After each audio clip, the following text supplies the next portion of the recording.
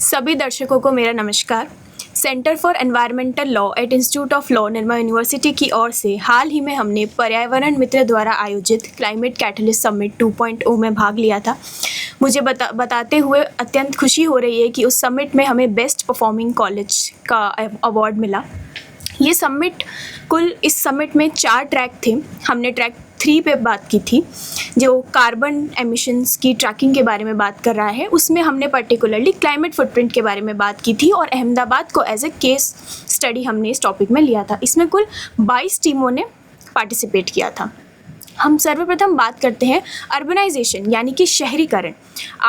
आज की सबसे बड़ी समस्या बनता जा रहा है। जैसे जैसे पॉपुलेशन बढ़ती जा रही है, अर्बन एरियाज़ बढ़ते जा रहे हैं। चाहे वो वेस्ट मैनेजमेंट की दिक्कत हो, पॉल्यूशन हो, वाटर स्कैरसिटी हो, ये सारी समस्याएं आती जा रही है।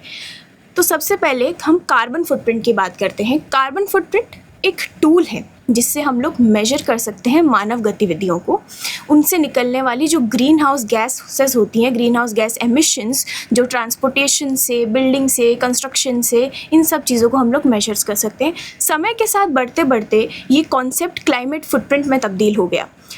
अब ये कॉन्सेप्ट नाइट्रस ऑक्साइड और मीथेन जैसी गैसेस को भी अपने अंदर इंक्लूड करता है। इन कॉन्सेप्ट्स को समझना इसलिए भी बहुत ज़रूरी है क्योंकि जब हमें पता चलेगा कि क्या एमिशंस हो रहे हैं, हम उसी तरह इस पे हमारे सॉल्यूशंस दे सकते हैं, हमारे पर्यावरण को बचा सकते हैं। यूनाइटेड नेशंस डेवलपमेंट प्रोग्राम की एक रिपोर्ट है द वेट ऑफ सिटीज़, जिसमें उन्होंने बताया है कि अर्बन पॉपुलेशन 54% से बढ़कर 66% हो जाएगी 2050 आते आते। आप देखिए ये नंबर कितना बड़ा है। उसके बाद मटेरियल कंजम्पशन, उन्होंने बताया कि 2010 में जो 40 बिलियन टन था वो बढ़कर 90 बिलियन टन तक हो जाएगा। ये समस्या सिर्फ आज की नहीं है, ये बहुत लंबे समय से आ रही है और अब हमें ये बहुत हाई टाइम हो गया है कि अब हमें इसके लिए कुछ ना कुछ करना चाहिए। तो सिटी को, एक शहर को क्या क्या चीज़ें अपनानी चाहिए, एक मल्टी डायमेंशनल अप्रोच हमें इस्तेमाल करनी चाहिए, जिससे हम लोग सिर्फ ग्लोबल सस्टेनेबिलिटी को नहीं बचा रहे, सिर्फ हमारे शहर को नहीं बचा रहे, अपने आप को नहीं बचा रहे हैं, हमारी कम्युनिटीज़ को, हमारे आने वाली पीढ़ियों को, सबके लिए बचाने के लिए बहुत इम्पॉर्टेंट हो जाता है। आज का जो हमारा डिस्कशन है वो कुल 3 भाग में डिवाइडेड है, जिसमें सबसे पहले मैंने आपको इस विषय से परिचित करवाया। मैं वंदना पारिक, निर्मल यूनिवर्सिटी की छात्रा। अब मेरे सहभागी सार्थक व आनंद आपको समस्याओं के बारे में बताएंगे कि क्या क्या प्रॉब्लम्स आ रही हैं। उसके बाद में कात्यायनी व रोहित आपको सॉल्यूशंस एंड मेजर्स के बारे में बताएंगे कि किस तरह हम हमारे पर्यावरण को बचा सकते हैं। अब सार्थक आपको क्या क्या समस्याएं हैं उनसे परिचित करवाएंगे। धन्यवाद वंदना। तो आज मैं 5 बड़ी चुनौतियों के बारे में बात करने जा रहा हूँ जो अहमदाबाद वर्तमान में झेल रहा है। ये चुनौतियाँ अलग अलग नहीं हैं बल्कि आपस में ही जुड़ी हुई हैं। ये हैं जनसंख्या वृद्धि, ज़मीन की कमी, पानी की किल्लत, साफ़ सफाई, बढ़ती ऊर्जा की मांग और कचरे की प्रबंध। इन सब का असर हमारी शहर की कार्य प्रणाली पे हो रहा है, हमारे पर्यावरण पे हो रहा है और हमारे जीवन की गुणवत्ता पर हो रहा है। पहले बात करते हैं जनसंख्या वृद्धि पे। तो अहमदाबाद की जनसंख्या जो है वो बहुत तेज़ी से बढ़ रही है। जितने ज़्यादा लोग आते हैं उतनी घर की मांग बढ़ती है, उतनी साफ़ सफाई की मांग बढ़ती है, परिवहन और बिजली की भी उसी मुताबिक मांगें बढ़ती हैं। तो ये बात समझना ज़रूरी है कि थोड़ा सा भी इजाफा होता है तो उसका असर कई गुना बढ़ता है। तो इसको हम लोग अंग्रेजी में कहते हैं एम्प्लीफिकेशन इफ़ेक्ट। तो कुछ संख्याओं की बात कर लेते हैं। तो 2011 से अहमदाबाद की आबादी 56 लाख से 2025 में 90 लाख हो चुकी है। तो ये भारत के सबसे घनी आबादी वाले क्षेत्रों में आता है, जहाँ पे हर वर्ग किलोमीटर में 9,900 लोग रहते हैं। तो इसका शहर पे क्या असर पड़ता है ये भी जानना बहुत ज़रूरी है। तो जैसे जैसे शहर बाहर की तरफ फैलता है, जिसको हम लोग अंग्रेजी में पेरी अर्बन स्प्रॉल कहते हैं, वह ग्रामीण और कृषि भूमि को निगलता जाता है। तो वही ज़मीन जो पहले हरियाली के रूप में काम करती थी, वो शहर को ठंडा रखती थी, कार्बन डाइऑक्साइड सोखती थी, आज वो ज़मीन बच नहीं रही है। तो यहीं पे हमें ले जाते हैं हम दूसरी समस्या की ओर, जो कि है ज़मीन की कमी और आसमान का विकास। तो अहमदाबाद का फैलाव जो है बहुत ही क्षैतिक और बिना योजना से हो रहा है। तो इससे खेत और जो हमारी वेटलैंड्स हैं वो कम हो रहे हैं। तो अलग थलग आसमान घनत्व वाली बस्तियां बन रही हैं। तो जो कि मुझे संख्याओं पे ले जाता है। तो बात कर लेते हैं कुछ संख्याओं की। 2011 से 2023 के बीच में खेती की ज़मीन जो है लगभग 62% से घटकर 48% रह गई है। वहीं पर बस्तियों का क्षेत्र लगभग 15% से बढ़कर 38% हो गया है। तो अब प्रगति पे भी बात कर लेते हैं कि अहमदाबाद ने कितनी प्रगति की हरियाली को लेके। तो 2021 से 2023 के बीच में अहमदाबाद ने 5.48 वर्ग किलोमीटर हरियाली बढ़ाई भी है। लेकिन ये भारत के सबसे बड़े शहरों में भी अधिक बढ़ोतरी है। लेकिन समस्या क्या है कि इसके बावजूद भी हरियाली शहर के कुल क्षेत्र का 3.27% है, जो कि भारत के महानगरों में सबसे कम है। तो हरियाली, एक और समस्या है कि हरियाली जो बढ़ रही है वो छोटे छोटे प्लांटेशन से बढ़ रही है, पौधीकरण से, ना कि कोई जंगल बनाने से। तो अहमदाबाद में आज भी कोई एक वेरी डेंस फॉरेस्ट करके कैटेगरी होती है, वैसा फॉरेस्ट, ऐसा जंगल है नहीं। तो यानी कोशिशें तो हो रही हैं, लेकिन कुछ प्रगति भी है, लेकिन जो तेज़ी से हो रही निर्माण और ज़मीन का रूपांतरण शहर को हरियाली की असली फ़ायदे से वंचित कर रहा है। तो आगे आने वाली 3 समस्याओं के बारे में मेरे मित्र आनंद जी बात करेंगे। जी धन्यवाद सार्थक जी। तीसरी समस्या के बारे में जो मैं बात करने वाला हूँ वो है पानी की कमी और पानी की गुणवत्ता को लेके। पहले हम पानी की गुणवत्ता पे बात करते हैं। अहमदाबाद के कुछ जगहें जैसे भोपाल में TDS लेवल 800 मिलीग्राम पर लीटर के ऊपर है। मैं आपको ये अवगत करा दूं, एक सुरक्षित TDS लेवल 500 मिलीग्राम होता है, यानी जो अंतर है वो लगभग 1.5 गुना है। इससे आप समझ सकते हैं कि हम कितना अनसेफ पानी पी रहे हैं। अगर हम पानी की मात्रा पे आए तो कुछ डेटा बताते हैं कि हम 152% ग्राउंड वाटर यूज़ करते हैं। इसका अर्थ ये है हम उतना पानी यूज़ करते हैं जितना प्रकृति वापस डाल नहीं पाती है ग्राउंड में। इससे होता क्या है, पानी की कमी, पानी के ऊपर लड़ाई झगड़े और इकोनॉमिक स्ट्रेन पड़ता है हमारे ऊपर। जो चौथी समस्या के बारे में बात करने वाला हूँ वो है energy demand and fossil dependency की। गुजरात ने अप्रैल 2025 में 25,000 मेगावाट एनर्जी कंज्यूम की थी, और इसमें जो 2 मुख्य कारण थे वो एक्सट्रीम हीट वेव और रैपिड इंडस्ट्रियल ग्रोथ थे। मैं आपको बता दूं, जैसे जैसे हीट वेव्स आ रहे हैं वैसे वैसे हम ज़्यादा AC, कूलर, पंखे का उपयोग करते हैं। इसमें एक समस्या यह है कि हमारी जो एनर्जी है उसमें ज़्यादा जो स्रोत है वो कोल और अभी भी फॉसिल फ्यूल का है, जिससे और पोल्यूशन होता है और हीट वेव्स आती हैं और हम और ये AC, कूलर और यूज़ करते हैं, जिससे एक डेंजरस फीडबैक लूप बनता है। जो 5वीं और आखिरी समस्या के बारे में बात करने वाला हूँ वो है वेस्ट जनरेशन की। अहमदाबाद अभी के लिए हर दिन 52,000 टन सॉलिड वेस्ट प्रोड्यूस करता है, और ये अनुमानित है कि 2035 तक 6,000 टन तक जाने वाला है। इसमें समस्या की बात यह है कि इनमें से सिर्फ हम 40% सॉलिड वेस्ट को रिसाइकल कर पाते हैं। इससे जो हमारे लैंडफिल स्पेसेस हैं वो भरते जा रहे हैं, और जो आसपास की कम्युनिटीज़ हैं, जो लोग हैं, उनमें हेल्थ रिस्क बढ़ता जा रहा है। आखिर में मैं ये कहना चाहूँगा कि जो ये समस्याएं हैं ये अलग नहीं हैं, ये एक दूसरे से जुड़ी हुई हैं। एक बढ़ती है तो वो दूसरे पे भी उतना ही इफ़ेक्ट करती है। अब मैं अपने सहभागी कत्यानी को बोलना चाहूँ, कुछ सोल्यूशन बताएंगे आपको इस मामले में। धन्यवाद आनंद। नमस्कार।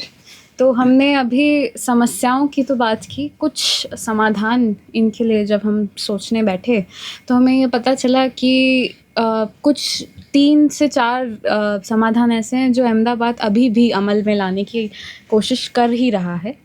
इसमें से एक है जो हमने दिया, वो है मियावाकी तकनीक, जो कि एक जापानी वैज्ञानिक हैं अकीरा मियावाकी, उनके नाम पर रखी गई और उन्होंने ही ये तकनीक बताई थी। भोपाल में एक इकोलॉजी पार्क है जो कि पहले एक इलीगल लैंडफिल हुआ करता था, और अब वहाँ से वो सारा कचरा हटाया जा चुका है और उसकी जगह एक पूरा इकोलॉजी पार्क क्रिएट किया गया है। तो जैसा कि सार्थक और आनंद ने बताया, जो ज़मीन की किल्लत है वो एक बहुत बड़ी समस्या है अहमदाबाद में, और मियावाकी तकनीक जो है वो इस समस्या का समाधान ऐसे देती है कि बहुत ही छोटे ज़मीन के टुकड़े में ज़्यादा घना जंगल बनाया जा सकता है, क्योंकि इसमें लेयरिंग होती है। छोटे पौधे से लेकर बड़े से बड़े कैनोपी वाले जो पेड़ होते हैं उन सबको एक साथ लगाया जाता है, और उससे जंगल जल्दी भी बढ़ता है और साथ ही साथ वो बहुत घना भी होता है। तो यदि हम इस तरह के अर्बन फॉरेस्ट्स क्रिएट कर सकें तो वो मुझे लगता है कि अहमदाबाद के लिए बहुत ही अच्छा समाधान होगा। उसके अलावा एक जो समाधान है वो है ग्रीन ट्रांसपोर्ट कॉरिडोर्स बनाना। जैसे अगर अहमदाबाद की मेट्रो लाइंस पे आप जाएंगे तो आप देखेंगे कि कई रेड लाइट्स पे जो खंबे हैं वहाँ पर आपको वर्टिकल गार्डन्स दिखाई देंगे जो कि उस खंबे पर बने हुए हैं। अब प्रश्न ये आता है कि केवल जो 4 रास्ता है या चौराहा है उसी के खंबे पर ऐसा क्यों है? क्या हम इसी प्रणाली को पूरे कॉरिडोर पर नहीं अमल में ला सकते? साथ ही जो हमारा BRTS है, अहमदाबाद का BRTS पूरे देश में एक बहुत एग्जाम्पल की तरह सेट किया जाता है और वहाँ पर अगर हम प्लांटेशन करें तो ग्रीन ट्रांसपोर्ट कॉरिडोर्स हम क्रिएट कर सकते हैं।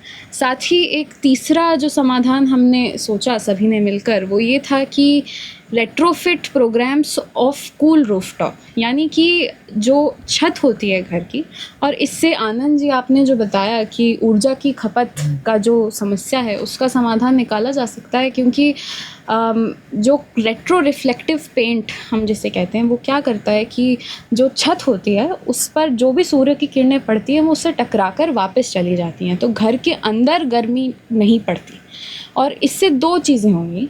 पहला कि बहुत सारी ऐसी कम्युनिटीज़ हैं जो कि शायद AC कूलर कुछ उनकी आर्थिक क्षमता में नहीं है कि वो इन्हें ख़रीद भी पाएँ, और उन्हें बहुत फ़ायदा होगा इस तरह के पेंट्स से, ताकि जो हीट स्ट्रोक की प्रॉब्लम अहमदाबाद में बहुत बड़ी है वो उसका समाधान निकलेगा। और दूसरा जो ऊर्जा खपत है वो कम होगी इससे। और इसी से संबंधित एक अनुसंधान भी किया गया है। मंजारावास एक जगह है अहमदाबाद में जहाँ पर इससे रिलेटेड एक अनुसंधान किया गया, जहाँ पर स्मार्ट वॉचेस भी पहनाई गई उन लोगों को जिनके घरों के ऊपर रेट्रो रिफ्लेक्टिव पेंट लगाया गया था, और उसका जो परिणाम है उसको मापा गया था उन स्मार्ट वॉचेस के ज़रिए।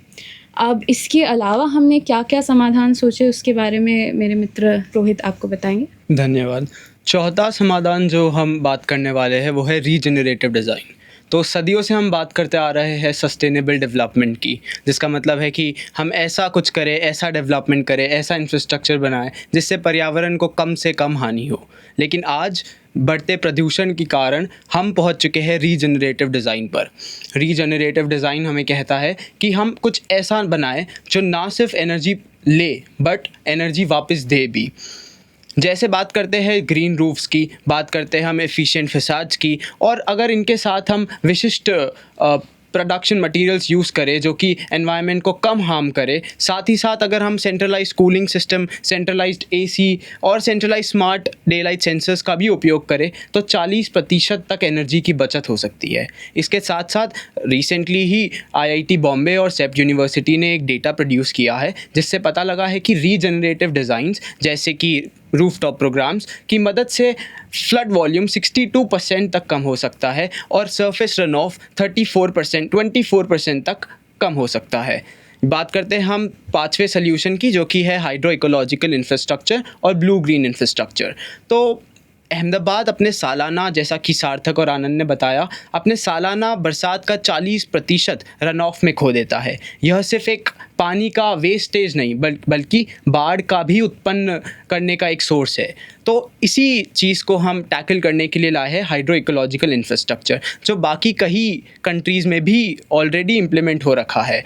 तो क्या करता है हाइड्रो इकोलॉजिकल इंफ्रास्ट्रक्चर? ये वेटलैंड्स, कैनाल्स, झील और हरियाली वाले क्षेत्र मॉडर्न अर्बन इंफ्रास्ट्रक्चर के साथ इंटीग्रेट करता है। हमारे सामने एग्जांपल्स ऑलरेडी है, काकरिया लेक फ्रंट या साबरमती रिवर फ्रंट।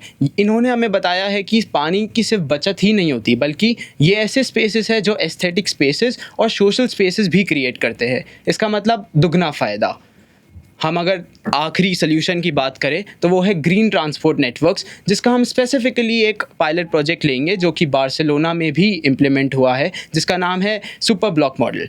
तो green transport network model sustainable पर्यावरण को और लो एनवायरमेंटल इम्पैक्ट वाले पर्यावरण को वॉकिंग, साइकिलिंग, इलेक्ट्रिक व्हीकल्स और इन सब को एक सिस्टम में इंटीग्रेट करता है ताकि पर्यावरण और मॉडर्न अर्बन इंफ्रास्ट्रक्चर एक साथ डेवलप हो। और दोनों एक दूसरे को बीच में ना आने दे। इसी तरह अगर हम पायलट प्रोजेक्ट्स का डेटा देखें तो हमें कुछ ऐसा बताता है कि GHG green house gases emissions का परसेंटेज 33% तक घट गया। ऊपर से जो सहायक लाभ है, जैसे हम देखा जाए कि डेसिबल वॉल्यूम कितना रिड्यूस हुआ, तो 4 डेसिबल तक की कमी दिखाई दी नॉइज़ पोल्यूशन में, और 92% तक ट्रैफिक की मात्रा भी घटी थी दिखाई हुई। तो हम इतने सल्यूशन से ये बात पर सहमत है कि शहरीकरण तो होगा ही, लेकिन इसका जलवायु पदचिह्न या फिर क्लाइमेट फुटप्रिंट वह कितना होगा, यह हम तय कर सकते हैं। Urban foresting, Miyawaki technique, retrofit programmes, blue green infrastructure, ये सभी एक रोड मैप एक मार्गदर्शिका है। अगर अहमदाबाद के पास आधुनिकता है, डेटा है, और कुछ कहा जाए तो कुछ हद तक समय भी है, इन सबको इम्प्लीमेंट करके हम एक अच्छे सुझाव की तरफ, एक अच्छे देश की तरफ आगे बढ़ सकते हैं। 50 साल बाद लोग इस दिन को याद रखेंगे और यह कहेंगे कि अहमदाबाद ने सिर्फ फ्यूचर सर्वाइव ही नहीं किया, बल्कि उसे रीडिज़ाइन किया, उसे रिक्रिएट किया। धन्यवाद।